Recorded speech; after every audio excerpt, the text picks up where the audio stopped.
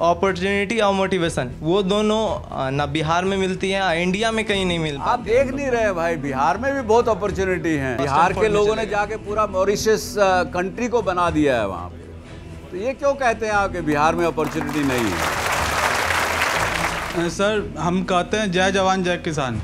Sir हमारे देश में किसान ही सभी पूरे भारत का पेट भरते हैं सर, लेकिन वो अपना पेट खुद नहीं भर सकते हैं। अपने आप को किसान परिवार का कहने में भी बिहार में मैंने देखा जगह जगह लोगों में हिचक है, खासकर युवा लोग।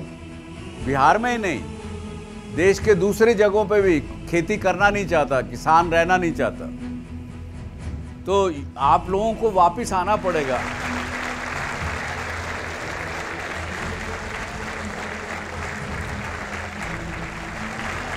नमस्कार, Netaji Subhash institute of technology में आके बड़ा आनंद हुआ।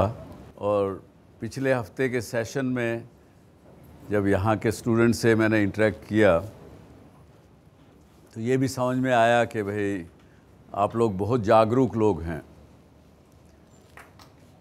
तो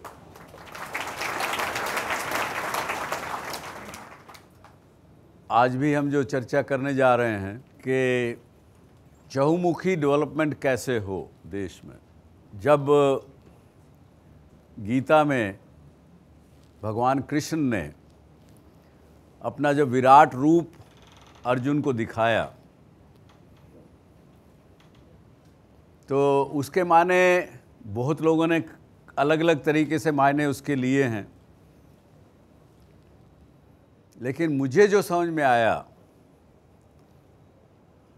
वो ये समझ में आया कि उन्होंने दिखाया अपने आप को कि भैया जो मैं एक तो प्रोफेशनल हूँ, तुम अर्जुन तुम प्रोफेशनल हो, तुम्हारा योद्धा हो, तुम्हारा काम युद्ध करने का है। सत्य के लिए, धर्म के लिए युद्ध करना योद्धा का काम है, लेकिन उसके लिए तुम्हारा मन भी, तन भी और पूर्ण रूप से आप सशक्त हो, ये उनको जताया गया।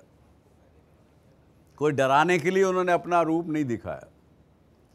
इसलिए जब हम डेवलपमेंट की बात करते हैं तो केवल सड़कें अच्छी बन जाएं या बिजली हमको 24 घंटा मिल जाए, ये ही केवल डेवलपमेंट का अर्थ नहीं है।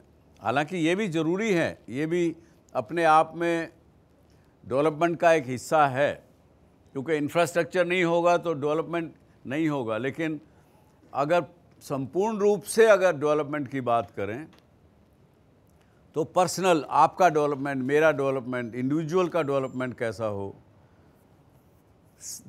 अपने हमारी कम्युनिटी कैसे बिल्डअप हो, इस गांव का पूर्ण विकास कैसे हो, आपको अपने आप निर्णय लेने की क्षमता आनी चाहिए, किसी और की तरफ देखने की आवश्यकता नहीं पड़े, उससे लेकर के और फिर उसके बाद आता है कि आपका आर्थिक विकास भी हो, सामाजिक विकास भी हो।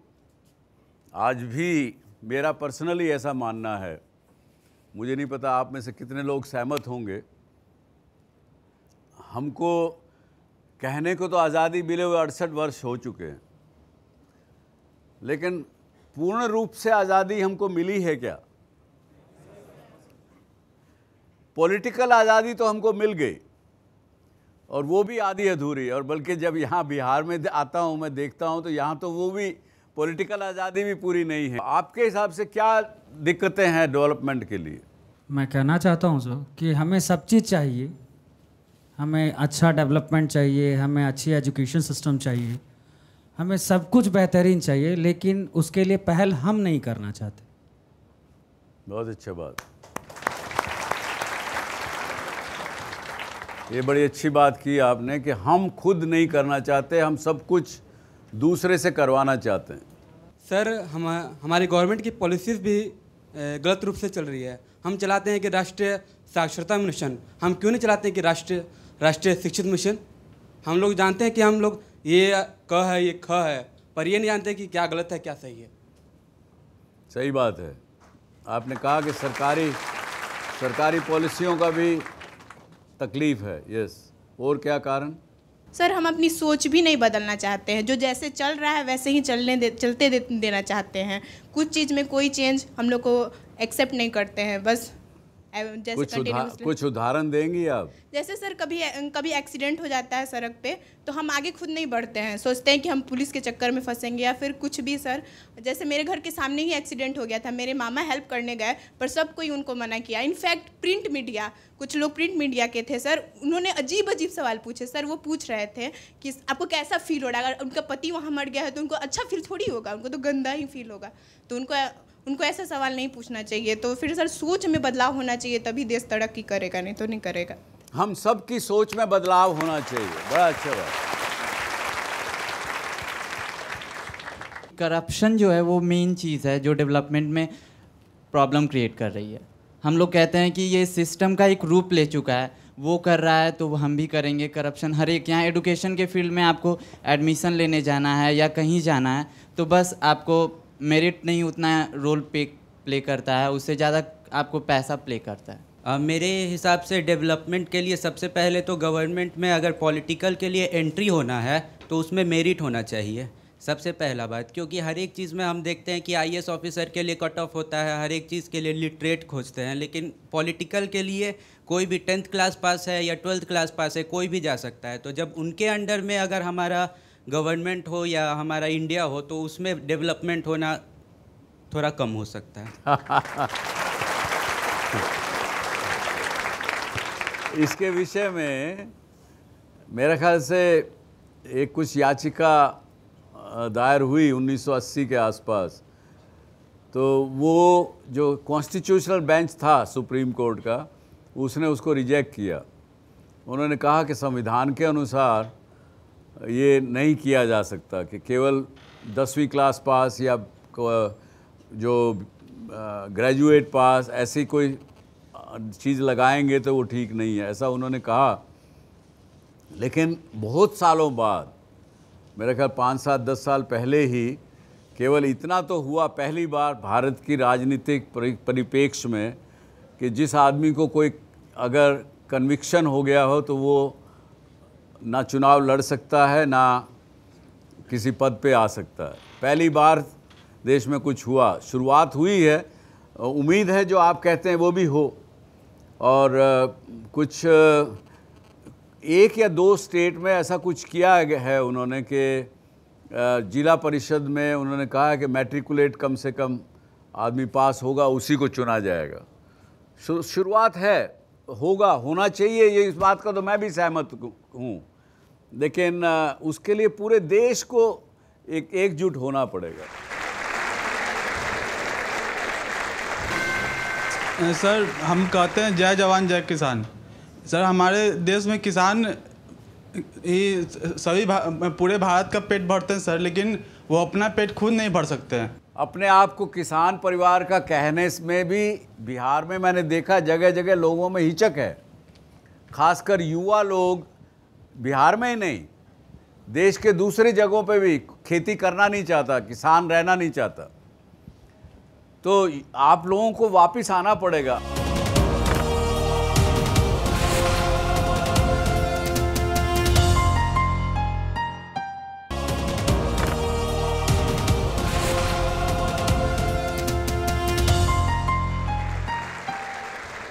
मुझे तो पूरे इंडिया की राजनीति की राजनीति का जानकारी उतना नहीं है, लेकिन बिहार के जो सिस्टम है वो साफ साफ दिखता है। यहाँ की जो पिछड़े वर्ग के लोग हैं उनको बोला जाता है कि तुम विकास क्या करोगे, मैं तुमको आरक्षित करता हूँ, जितने भी हो तुम्हारी सक्सेस हो जाएगी। और जिसकी जहाँ ज़्यादा पॉपुलेशन होता है उसकी वहाँ कैंडिडेट को खड़ा कर दिया जाता है, और वैसा ही पूरा लूट खसोट जो भी होता है होता जाता है। और एक ईमानदार आदमी अगर आ जाता है तो इधर बिहार में सब जो भी बेईमान है उन लोग की वाट लग जाती है सर, वाट लग जाती है। और ये सब मिल जाते हैं और सोचते हैं कि इसको यहाँ से तुरंत। इसका क्या इलाज है आपके हिसाब से, कैसे ठीक हो सकता है? सर इसका इलाज एक ही है कि जो ईमानदार है उसका सपोर्ट जम कर करे, और बेईमानों के जितने भी बेईमानों की बेईमानी की जो लकीरें हैं सर, उसको परिपूर्ण रूप से मिटा दे सर। वेरी गुड, बहुत अच्छी बात। तो आपने जवाब दे दिया खुद ही। यस, ये इस गुड। सर हम कहते हैं जय जवान जय किसान। सर हमारे देश में किसान ही सभी पूरे भारत का पेट भरते हैं सर, लेकिन वो अपना पेट खुद नहीं भर सकते हैं। इसलिए हमें एक मतलब मेरे उम्मीद से कि हमें एक प्राइवेट फार्मर फाउंडेशन खोलना चाहिए सर, जिसमें कुछ लोग कुछ पैसा उस फार्मर फाउंडेशन में भर सके, जमा करें, जिससे उन किसानों का विकास हो सके सर। क्योंकि आप सर किसान हो क्या? आप किसान परिवार से हो? नहीं सर, दोनों मतलब सर भी मतलब किसान परिवार से ही है मतलब। तो शर्म क्यों आ रही है आपको कहने में कि हाँ मैं किसान परिवार का हूँ? अपने आप को किसान परिवार का कहने में भी बिहार में मैंने देखा जगह जगह लोगों में हिचक है, खासकर युवा लोग। बिहार में ही नहीं, देश के दूसरी जगहों पे भी खेती करना नहीं चाहता, किसान रहना नहीं चाहता। तो आप लोगों को वापस आना पड़ेगा। आप युवा व्यक्ति किसान परिवार का, आप मिलेंगे कुछ दोस्तों से तो वो बताएंगे आपको। इसका हल भी हमारे पास है, वो जो मिलजुल के हम लोग कर सकते हैं। मेरा ये क्वेश्चन है कि हमारा सेल्फनेस से दूर करने के लिए हम लोग क्या करें? हम लोग अपने बारे में नहीं सोच के दूसरे के बारे में सोचें, हम लोग देश के बारे में सोचें।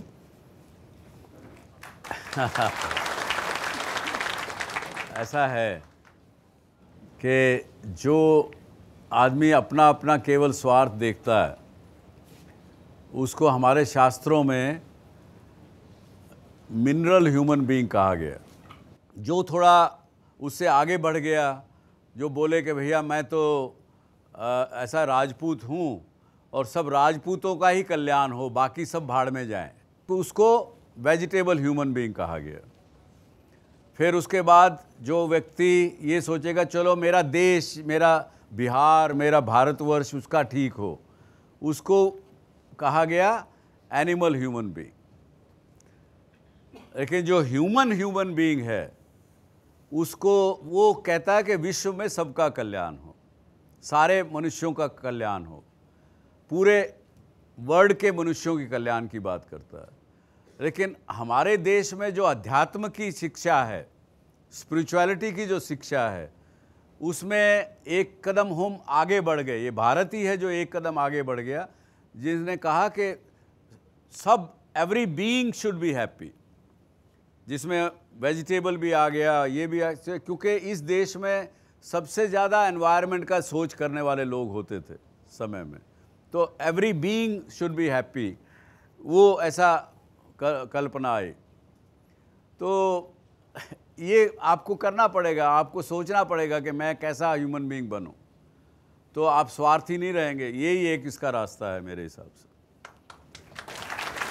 तो इससे पहले कि चलें, एक आप लोगों ने जो बातें की कि करप्शन इस डेवलपमेंट के अंदर बाधा बनता है, सामाजिक सोच जो हमारी गलत हो जाती है कहीं कहीं, वो भी इस डेवलपमेंट में बाधा बनती है। टेररिज्म है, उससे ज़्यादा सामाजिक टेररिज्म जो है वो असली टेररिज्म से भी ज़्यादा नुकसान करता है। Terrorism is another thing. उसके बाद आता है कि अगर इनसेंसिटिव गवर्नमेंट हो, जो लोगों के हित की बात ना सोच के अपने स्वार्थ के सोचने लगे, वो डेवलपमेंट में बाधा बनता है। लेकिन देखते हैं, आज मेरे साथ हैं यहाँ पे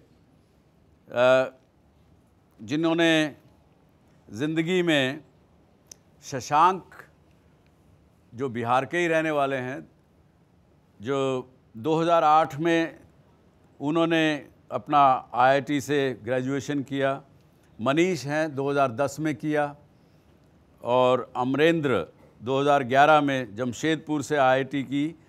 तीनों अच्छी नौकरी कर सकते थे, लेकिन तीनों ने यही सोचा कि बिहार का डेवलपमेंट करना है। और कुछ आपने किसानों की बात की, तो उससे उन्होंने शुरुआत की है। हम आप उनको बुलाते हैं, आइए। शशांक शशांक से हम पूछना चाहेंगे कि क्या किया आपने, जब कब से शुरू किया और क्या किया, सबको बताइए। और ख़ासकर हमारे दर्शक जो घर बैठे देख रहे हैं इस कार्यक्रम को, उनको भी बताइए। तो हम सभी लोगों की टेक्निकल पढ़ाई हुई है, बट ओरिजिनली हम सभी लोग बिहार से ही बिलोंग करते हैं और बिहार के गाँव से बिलोंग करते हैं और कहीं ना कहीं फार्मिंग कम्युनिटी से बिलोंग करते हैं। और being a youth, being a technical person, हमें हमेशा लगता था कि हम लोग कुछ ऐसा करें जिसका इम्पैक्ट एक कॉमन मास पे हो, कुछ ऐसा करें जिसको बहुत बड़ी संख्या तक, बहुत ज़्यादा से ज़्यादा लोगों तक पहुंचाया जा सके। एजुकेशन वाइज हम लोगों का कोई भी ऐसा एग्रीकल्चर बैकग्राउंड नहीं था और बचपन में ही घर से बाहर पढ़ाई के लिए भेज दिया गया था, तो ऐसा एग्रीकल्चर का कुछ एक्सपोजर भी नहीं था। लेकिन इसके बावजूद हमें लगा कि एग्रीकल्चर एक ऐसा सेक्टर है जिसके कारण से लाखों करोड़ों लोगों का भला किया जा सकता है। हमारे देश की इकॉनमी जो एग्रीकल्चर पर डिपेंडेंट है उसको भी सपोर्ट किया जा सकता है और एक अच्छी एंटरप्रेन्योरियल अपॉर्चुनिटी भी है, एक अच्छा सोशल एंटरप्राइज क्रिएट कर सकते हैं। तो बस इसी सोच के साथ हम लोगों ने 2010 में काम शुरू किया। और सोशल एंटरप्राइज के माने क्या, कि जिससे समाज का भी भला हो और मुझे भी कुछ मिले, तो दोनों बातें उसमें सोशल एंटरप्राइज में की जाती है। बिल्कुल, हाँ जी। तो 2010 से हम लोगों ने ये काम शुरू किया और हमारी ऑर्गेनाइजेशन का नाम है फार्म्स एंड फार्मर्स। और जैसा कि अभी इन सारे क्वेश्चंस को हम लोग सुन रहे थे, और ये हम सभी लोगों के कॉमन आदमी के दिमाग में यही सोच आती है कि चीज़ें कैसे बदलेंगी, क्योंकि बहुत बड़ा सैंपल साइज़ है जो हम अपने सामने देखते हैं। हर जगह चैलेंजेस दिखते हैं, हर जगह कोई ना कोई मुश्किल है, अलग अलग तरह की, सिस्टम की, फैमिली लेवल की, हर तरह की। लेकिन कहीं ना कहीं शुरुआत तो करना ही पड़ता है और किसी न किसी को तो करना पड़ेगा, और किसी न किसी को तो करना पड़ता है। तो हमें लगता है कि शायद हम लोग थोड़े फॉर्चुनेट थे, कहीं से तो हम लोगों में इतनी शक्ति आई कि 24 साल 25 साल की उम्र में बिना कुछ सोचे हुए बस कूद पड़े। और कुछ भी नहीं था, कोई सपोर्ट नहीं था, ना बिजनेस फैमिली से बिलोंग करते थे, ना बहुत ज़्यादा रिसोर्सेज थे, बट कूद गए। बस थॉट आया, आपस में डिस्कस किए, कुछ लाइक माइंडेड लोग जुड़े और शुरू कर दिया। Very good. मनीष की भी नौकरी लगी हुई थी और मैं नौकरी में था, और हम लोग बीच बीच में आकर के उन लोगों से बात करते थे कि हम लोग कुछ ऐसा सोच रहे हैं, आप करेंगे क्या? तो आप सभी लोग यहाँ के लोग जानते हैं कि हाँ हाँ, अरे हम लोग बिल्कुल करेंगे, आप आइए, हम तो आपको 5 बीघा दे देंगे, 10 बीघा दे देंगे। तुरंत अगले दिन रिज़ाइन, मनीष ने बोला हाँ भाई मैं नहीं ज्वाइन कर रहा, और वापस पहुँच गए गाँव। और जो पहला रिएक्शन था कि अरे आप लोग तो सही में आ गए।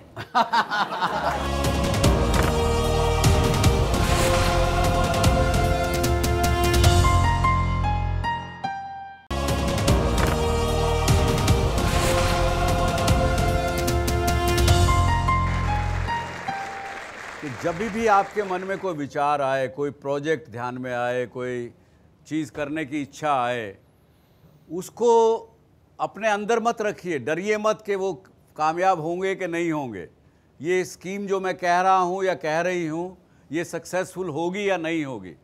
लेकिन अपने दोस्त से, किसी जिससे आप बैठते उठते हैं, बात करते हैं, भाई से, दोस्त से, सहेली से, बॉयफ्रेंड से, जिससे भी हो, डिस्कस करिए। जहाँ आपने वो बात की चर्चा 10 लोगों से की, तो ये समझिए कि आपने काम शुरू कर दिया। बिल्कुल, क्योंकि वो फिर कुछ ना कुछ लोगों के विचार आएंगे आपके पास, उसका मंथन होगा, उस पर होगा और उसका कुछ नतीजा निकलेगा। जी बिल्कुल सही बात है। मतलब कुछ 2009 की बात है, मैं जॉब कर रहा था और मुझे लगा कि, और हमेशा कुछ उल्टे पुल्टे आइडियाज़ एक्सप्लोर करता था कि कौन सा बिज़नेस शुरू किया जा सकता है, कौन सी ऑर्गेनाइजेशन शुरू की जा सकती है। और अचानक से थॉट आया कि वाई नॉट एग्रीकल्चर, खेती ही क्यों नहीं, आखिर मार्केट को इस चीज़ की ज़रूरत है और फार्मर भी परेशान है, फूड प्राइसेस इन्फ्लेट कर रही हैं, लेकिन बहुत सारा गैप है। बट वही एक थॉट था, और जो अभी डॉक्टर सुभाष सर ने बोला, अगर ये थॉट, अगर ये सोच मेरे मन में रह जाती तो शायद हम लोग ये नहीं कर पाते। वो सोच मैंने अपने फ्रेंड्स के साथ शेयर किया, मनीष के साथ और अपने सारे टीम मेंबर्स के साथ, और लोगों का साथ मिलता गया और FNF फार्म्स एंड फार्मर्स की शुरुआत हो गई। तो आज इनके पास, इनके साथ लगभग 7,500 फार्मर इनके साथ काम करते हैं। और इनका बिजनेस मॉडल क्या है कि किसानों को फसल की जो उगाते हैं, चाहे जो भी उगाते हैं, उसके बारे में भी सलाह देते हैं। वो कैसे ज़्यादा से ज़्यादा फसल उगे उसके बारे में सलाह देते हैं। कहीं फसल के ऊपर कोई कीड़ा लग गया, कुछ बीमारी हो गई, उसको हल करते हैं। यानी किसान को बीज से लेके बाज़ार तक जो सुविधाएं उसको चाहिए वो मुहैया कराते हैं, और उसी में से अपने लिए भी, अपनी ऑर्गेनाइजेशन के लिए भी 5-7% का प्रॉफिट कर लेते हैं। 7,500 किसान जो इनके साथ धीरे धीरे जुड़े, आज उनकी आमदन 1.5 हुई है पहले से, और वो खुशहाल हैं, और मेरा ख्याल से आगे बढ़ता चला जाएगा। जी, इससे आगे बोलिए। तो आज ये जो 7,500 किसान हैं, आने वाले हम लोग में समय में हम लोगों को पूरा विश्वास है अपनी बनाई गई टेक्नोलॉजी पे, अपने टीम पे। जो कुछ गिने चुने लोग हैं, ऑर्गेनाइजेशन है जो हम पर बिलीव करते हैं कि आने वाले केवल 3 साल में ये नंबर 100,000 यानी 1 लाख किसान के भी ऊपर पहुंच जाए। Very good, very good. आप देखिए, अगर 1 लाख किसानों का लाभ हुआ और 1 लाख किसान सेल्फ सफिशिएंट हुए तो बिहार डेवलप होगा कि नहीं होगा? और इसी तरह से अगर 10 ग्रुप और इकट्ठे हो जाएं तो भैया आपको किसान कहलाने में शर्म नहीं आएगी। अपने आप को किसान कहने में शर्म नहीं आएगी। तो बिल्कुल, और कहीं ना कहीं जो शुरुआत थी वो केवल 1-2 गांव से थी, और केवल 13 किसान थे जिन्होंने काफ़ी महीनों की हम लोगों की कोशिश के बाद उन्होंने बोला अच्छा चलो ठीक है यार, ये लोग जो बोल रहे हैं बहुत ही पीछे पड़ गया तो अब क्या करें, जान छुड़ाओ, हाँ कर लो। बिल्कुल, मतलब हम लोगों को याद है कि उस समय मनीष की भी नौकरी लगी हुई थी और मैं नौकरी में था, और हम लोग बीच बीच में आकर के उन लोगों से बात करते थे कि हम लोग कुछ ऐसा सोच रहे हैं, आप करेंगे क्या? तो आप सभी लोग यहाँ के लोग जानते हैं कि हाँ अरे हम लोग बिल्कुल करेंगे, आप आइए, हम तो आपको 5 बीघा दे देंगे, 10 बीघा दे देंगे। तो एक दिन हम लोग बैठ के सोच रहे थे कि अरे तो बहुत अच्छा कॉन्सेप्ट हम लोगों ने सोच लिया है, अभी लोगों से बात ही कर रहे हैं और बहुत अच्छा रिस्पॉन्स मिल रहा है। बस तुरंत अगले दिन रिज़ाइन, मनीष ने बोला हाँ भाई मैं नहीं ज्वाइन कर रहा, और वापस पहुँच गए गाँव। और जो पहला रिएक्शन था कि अरे आप लोग तो सही में आ गए। और आप विश्वास नहीं करेंगे, जो अगर कुछ क्वांटिफाई करके बताया जाए तो जो रिस्पांस था in terms of acreage, in terms of area, उसका कुछ मान के चलें कि 3% हो गया मात्र जो एक्चुअल रिस्पांस था। अगर 50 बीघा पे पायलट हम लोगों ने सोचा था तो वो महज 2 बीघा पे आ गया, और वो भी 13-14 लोगों ने मिल करके बहुत मुश्किलों के बाद में चलो यार ठीक है, नहीं मान रहा है लोग, करो। तो शुरुआत तो वहीं से हुई थी, लेकिन धीरे धीरे चीज़ें बदलती गई। आज बिहार में हम लोग 6-7 डिस्ट्रिक्ट से ज़्यादा में काम कर रहे हैं, बिहार के अलावा उड़ीसा में काम कर रहे हैं, नेपाल में कर रहे हैं। टोटल टीम साइज़ हम लोगों की 40 लोगों की है, और मतलब आप इमेजिन करेंगे 7,500 फार्म, और हम लोगों को खुद को बहुत अच्छा लगता है कि इतने बड़े नंबर्स तक हम लोग गए हैं, और आगे इसको और बिल्कुल लेकर जा सकते हैं। बिल्कुल। तो अब देखिए, इन्होंने टेक्नोलॉजी का इस्तेमाल भी किया। साधारण रूप से टेक्नोलॉजी, मोबाइल फ़ोन सबके पास होता है। मनीष आप बताइए, क्या टेक्नोलॉजी का कैसे आपने इस्तेमाल किया, क्या कर रहे हैं? बहुत ही सिंपल, 5 साल काम किया। सर से बात हुई थी, सर को भी लग रहा था कि बहुत ज़्यादा काम नहीं कर पाए हैं और कर पाते। सही बात है। 2 रीज़न है सर, एक तो बिहार है, तो बहुत फाइट मारना पड़ता है। जैसा बताया, हम अपने ही गांव से शुरू किए थे। आप सोच लीजिए कि अपने गांव के लोगों को कन्विंस करने में हम और शशांक 3 महीने दौड़े थे। जितना बाइक का हम लोग पेट्रोल जला दिए, और 50 एकड़ के लोग लगभग तैयार हुए थे। बीज लेके आए हम लोग 20-25 एकड़ का, खेत में लगा 1.5 एकड़। तो वो नेटिविटी है। 5 साल के एक्सपीरियंस से हम लोगों ने एक मोबाइल एप्लीकेशन बनाया है, सिंपल। गांव में हमारे गांव के ही युवा लोग को हम लोग जोड़ते हैं, एक छोटा सा सेंटर डालते हैं, और एक यूथ होता है जो हमारा काम गांव में करता है। क्योंकि अभी एंड्रॉयड फ़ोन सारे किसान तो यूज़ नहीं कर सकते हैं, लेकिन वो आदमी जो गांव का एंटरप्रेन्योर है उसको हम लोग ट्रेनिंग देते हैं, सारा सर्विस देते हैं उस सेंटर के माध्यम से। और एक एप्लीकेशन जिसमें वो हर चीज़ रिकॉर्ड कर सकता है। किसान की कोई बीमारी है खेत में, वो जाता है खेत पे, फ़ोटो खींचता है, वहाँ पे एंड्रॉयड एप्लीकेशन है, और उसमें अगर कुछ लिखना है तो लिख देता है कि मक्का में ये बीमारी है। फ़ोटो खींचते ही हमारे सर्वर पे आता है, हमारी टेक्निकल टीम उस पर काम करती है। ज़रूरत हुआ तो RAU पूसा, जो भी एग्रीकल्चर कॉलेज है, साइंटिस्ट से सजेशन लेते हैं, और डायरेक्ट किसान को कॉल करते हैं कि ये बीमारी, ये इलाज है।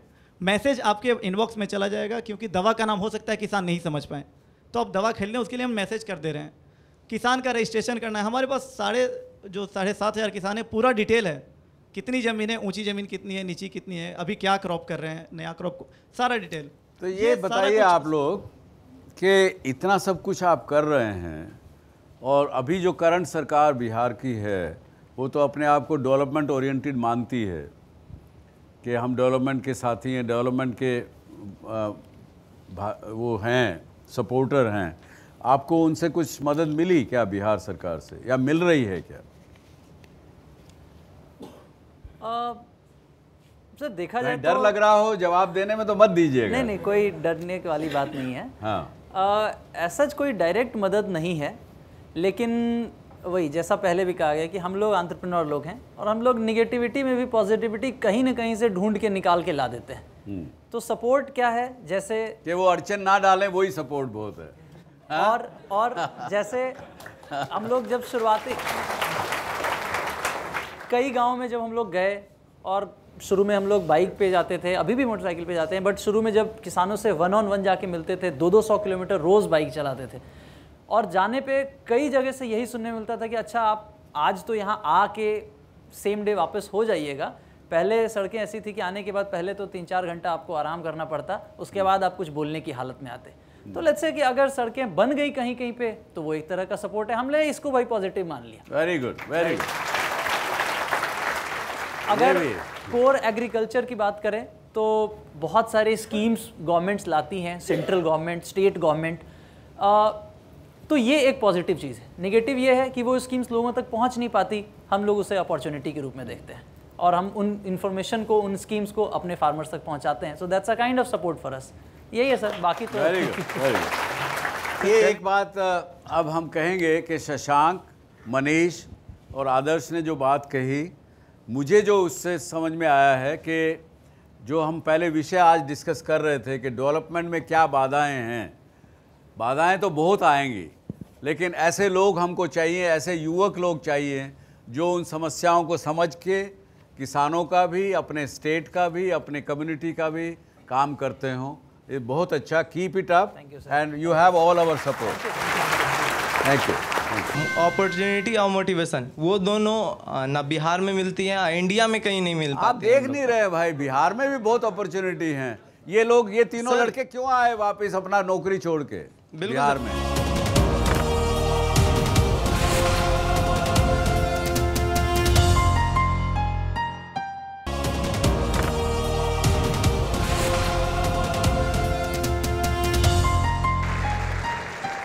जो चेंज मेकर्स हैं उनको हम रजिस्टर करते हैं अपने डीएससी क्लब में। आज ये आपको किसी और से मिलाते हैं जिन्होंने भी कुछ इस प्रकार के काम लोगों के भलाई के लिए किए हैं। ये हैं 66 साल के कतनाम गंगाधर तिलक। कुछ साल पहले तक ये साउथ सेंट्रल रेलवेज में बतौर सीनियर सेक्शन इंजीनियर काम करते थे। रिटायरमेंट के बाद गंगाधर हैदराबाद आ गए, एक मल्टीनेशनल कंपनी में काम करने लग गए। एक दिन अपनी गाड़ी में सफर करते वक्त सड़क के गड्ढे में उनकी गाड़ी घुस गई और पास खड़े बच्चों के स्कूल यूनिफॉर्म पर कीचड़ लग गया। ये देख गंगाधर तिलक को बेहद दुख हुआ और उन्होंने अगले ही दिन वो सड़क ठीक करवाई। लेकिन ऐसे ही गड्ढों के कारण जब वो भयावह एक्सीडेंट देखें तो इन्होंने इस काम को अपने जीने का मकसद बना लिया। आज गंगाधर हैदराबाद की सड़कों की मरम्मत खुद ही करते हैं, लेकिन 2010 में शुरू किया गया ये सफर आसान बिल्कुल नहीं था। चैलेंज तो पहले तो बीबीसी आया, वो ऐसा अभी ऐसा धूप में जाके क्यों काम कर चल रहा है। अभी रिटायरमेंट हो गया काली भरने, लेकिन वो जॉब करने को चलते हैं, वो अच्छा है, वो ऐसे रूम में करके चलते हैं, अच्छा है। अभी ऐसा करता है ना, ट्रैफिक को कभी भी ऑब्जेक्शन नहीं होता है, लेकिन कुछ आदमी मेरे साथ आके अभी क्यों करते हैं, तुम रात में आओ करो, अभी क्यों किया ऐसा करके। लेकिन धीरे धीरे लोगों को भी समझ आने लगा कि गंगाधर ये काम निस्वार्थ भाव से करते हैं। अपने रिटायरमेंट से मिले 15 लाख रुपए और जिंदगी के 5 साल गंगाधर हैदराबाद की सड़कें ठीक करने में अब तक लगा चुके हैं और कभी इनके जानकार तो कभी राहगीर इनके साथ इस काम में जुट जाते हैं। मैं हैदर शकोट विलेज में रहता, सिटी जाने के लिए इधर से आए थे। मैं आके इधर देखे तो उधर बोर्ड दिखाया मेरे को, श्रमदान बोल के, और एक कार दिखे और 2 आदमी, वो बड़े आदमी के है, मगर without labours they are doing this work. Then I asked them, sir, can I help you anything? And then said, so you are most welcome, sir. तिलक आज फेसबुक के जरिए लोगों को इस काम से जोड़ रहे हैं। श्रमदान के नाम से वो लोगों को अपने आसपास की सड़कों पर हुए गड्ढों को भरने की हिदायत और हौसला दोनों देते हैं। गंगाधर का साहस देख ग्रेटर हैदराबाद म्युनिसिपल कॉर्पोरेशन शर्म से पानी पानी हो गया और तिलक को 50 बैग रोड़ी देने का फैसला किया। आज गंगाधर तिलक हैदराबाद के कई लोगों को समाज में स्वयं बदलाव लाने के लिए प्रेरित कर रहे हैं। तो अगर आप भी लिख रहे हैं सफलता और साहस की ऐसी ही कोई कहानी तो हमें लिख भेजिए clubdsc@zmedia.slgroup.com पर। देखिए, हर जगह हर क्षेत्र में हमको शशांक और उन जैसे लोग चाहिए और इन जैसे लोग चाहिए जो अभी देखा आपने। उनको रिकग्नाइज करने का काम डीएससी क्लब डीएससी करता है। सब लोगों तक हम पहुंचाते हैं ताकि ज़्यादा से ज़्यादा लोग उससे प्रेरित हों और वो भी अपने काम में लगें देश और समाज के लिए। तो अब आते हैं वापस डेवलपमेंट के ऊपर। हमने कई बातें की कि करप्शन, टेररिज्म, सामाजिक बुराइयाँ ये सब करती हैं। इनके साथ एक चीज़ और भी है कि हमारा टैक्सेशन सिस्टम देश का जो है वो भी डेवलपमेंट के ख़िलाफ़ काम करता है। 64 तरह के टैक्स आपके ऊपर लगे हुए हैं, लेकिन राजनीतिक कारणों से जब कोई सरकार ठीक करना भी चाहती है कि एक ही तरह का टैक्स लगा दो तो नहीं करना देना चाहते, क्योंकि पॉलिटिक्स है उनकी। वो सोचते हैं कि ये रुकेंगे तो डेवलपमेंट नहीं होगा, इकोनॉमी आगे नहीं बढ़ेगी। तो इस बात को सोच के भी लोग रोकते हैं। चलिए अब आते हैं हम पर्सनल डेवलपमेंट। हम पर्सनल डेवलपमेंट में बाधा क्या क्या बनती है। सबसे पहले तो हमारा अपना एटीट्यूड ही है जो हमारी पर्सनल डेवलपमेंट में बाधा बनती है, क्योंकि हम लोग सोचते हैं कि मैं अकेला क्या कर सकता हूँ या मैं अकेली क्या कर सकती हूँ। तो ये बड़ी ज़रूर है, आपको ध्यान रखना चाहिए कि आप अकेले ही काफ़ी कुछ कर सकते हैं। फियर एंड सेल्फ डाउट दूसरा रूप उसका ये कहिए कि डर लगता है कि हम करेंगे तो क्या समाज क्या बोलेगा, परिवार क्या बोलेगा। लेजीनेस दूसरी बात, चलो यार कल कर लेंगे ना, क्या जल्दी है। तो ज़रा दिखाइए इस शो से किसी का लाभ मिला तो एक एग्जाम्पल सबको बताइए। कोलकाता के रहने वाले शूफियान खान ने अपनी जिंदगी की शुरुआत किसी भी आम आदमी की तरह की। सॉफ्टवेयर इंजीनियरिंग की डिग्री लेने के बाद उन्होंने एक नामी कंपनी में नौकरी करना शुरू किया। शोहरत की कमी नहीं थी और जिंदगी भी सही दिशा में जाती दिख रही थी, लेकिन फिर भी सुकून नहीं था। वजह, सूफियान लोगों की मदद करने का अपना सपना पूरा नहीं कर पा रहे थे। तब उन्होंने जी टीवी का एक शो बिजनेस बाजीगर देखा। Sir at that stage, at that level, जो मतलब ऑलरेडी काफ़ी स्टैब्लिश्ड हैं और उस स्टेज पे जाकर के ऐसा सोच रखते हैं, ऐसा थिंकिंग रखते हैं और इवन काफ़ी ग्रूम करते हैं एंटरप्रेन्योर्स को। तो that show was you can say like it's a kind of, वहाँ से ही मुझे एक किक ऑफ मिला, just do something for other peoples. फिर क्या था, नौकरी से कुछ साल पैसे जोड़ने के बाद शूफियान ने अपनी दादी के नाम पर एक सॉफ्टवेयर डेवलपमेंट कंपनी की शुरुआत की। काफी दिक्कतें तो आई, लेकिन डॉक्टर सुभाष चंद्रा शो से उन परेशानियों का भी समाधान निकलता चला गया। जिस पॉइंट पे, जिस स्टेज पे भी हमें ऐसा फील होता है कि we are getting weaker and challenges are coming up, how to tackle those challenges, ये show each and every moment ऐसा लगता है कि हमारे लिए ही बना है।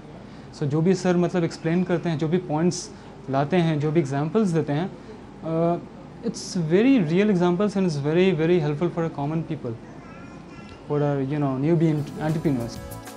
आज न सिर्फ शूफियान का बिजनेस बढ़ रहा है, बल्कि पिछले 9 महीनों से वो कुछ ऐसे लोगों को सॉफ्टवेयर इंजीनियरिंग के गुर सिखा रहे हैं जिनके पास उसकी शिक्षा लेने के पैसे नहीं थे, और अब इनका सिर्फ एक ही सपना है।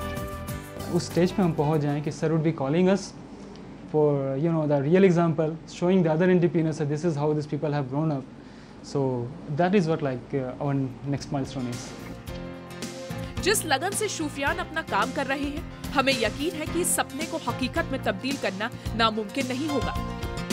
तो ये था, और आपको 2-3 बातें कहूँगा, उसके बाद फिर आपके 2-3 प्रश्न होंगे तो मैं लूँगा। एक तो ये कि लाइफ को आप चूज़ करिए, ना कि दूसरे को चूज़ करने दीजिए। Choose your life yourself. क्या आप करना चाहते हैं खुद सोच के करिए, और कभी अपने आप को ब्लेम मत करिए, गिल्टी फील मत करिए। कोई गलती हुई, आपने स्वीकार कर ली, लेकिन उस गिल्ट में मत रहिए। जिससे तो अपने आप को भी माफ़ करिए, और जिसने किसी ने आपसे गलत किया हो उसको भी माफ़ करिए। आप अगर माफ़ी देना जानते हैं तो आप भी खुश रहेंगे। माफ़ी करना इंसान के लिए, खुद के लिए, स्वयं के लिए एक अच्छी बात है। Whatever people think of you is none of your business. सोचने दीजिए लोगों को क्या सोच रहे हैं आपके बारे में। आपको जो ठीक लग रहा है, जो दूसरों के लिए अच्छा है, आपके अड़ोस पड़ोस के लिए, आसपास के वातावरण के लिए अच्छा है, उसको करिए।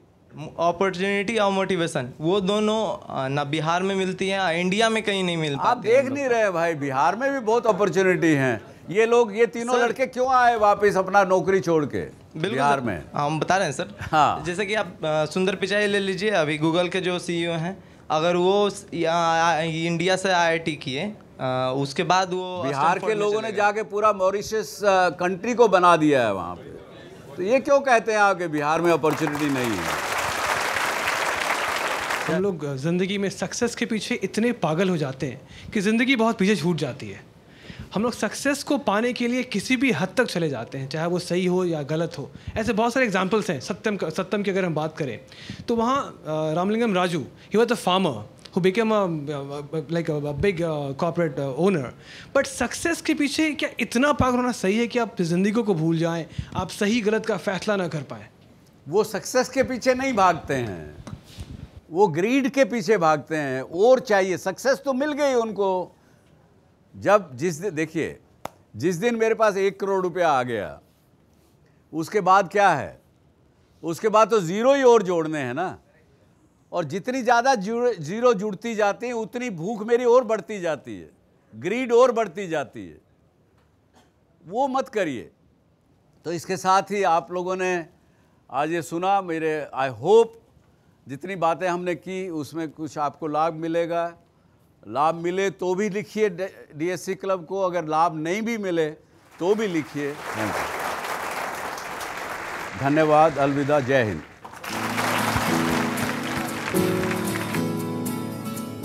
अगर आप भी डॉक्टर सुभाष चंद्रा शो में भाग लेना चाहते हैं या कोई सवाल पूछना चाहते हैं तो हमें ईमेल करें। हमारा ईमेल ID है dsc@zmedia.slgroup.com, या आप अपने सवाल हमें SMS भी कर सकते हैं। बस टाइप कीजिए DSC स्पेस अपना सवाल और भेज दीजिए 57575 पर।